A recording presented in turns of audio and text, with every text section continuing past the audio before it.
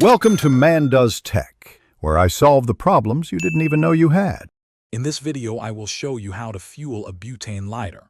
First, gather your supplies. You'll need your lighter, a can of high-quality butane fuel, and a small screwdriver or similar tool. It's crucial to work in a well-ventilated space, far from any open flames or heat.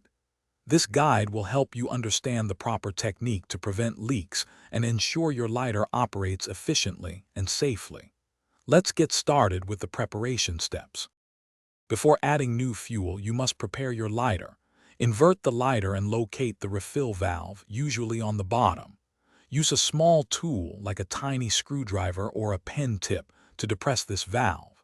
This action purges any residual air and old fuel from the tank, which is vital for a full and clean refill. Listen for a distinct hiss, confirming the gas is escaping. Continue until the hiss stops.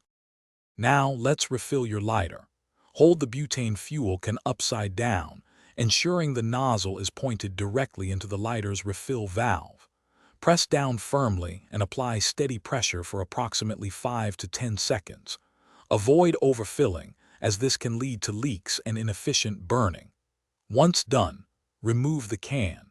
It's important to let the lighter warm up to room temperature for a few minutes before attempting to ignite it. After refilling, let your lighter rest for at least 5 minutes. This allows the fuel to stabilize and any excess gas to dissipate safely. Next, you might need to adjust the flame height. Most lighters have a small adjustment wheel or screw on the bottom. Turn it gradually to achieve your desired flame.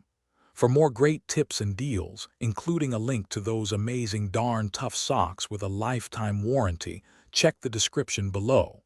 Thanks for watching. Thanks for watching. If you found this helpful, don't forget to like and subscribe.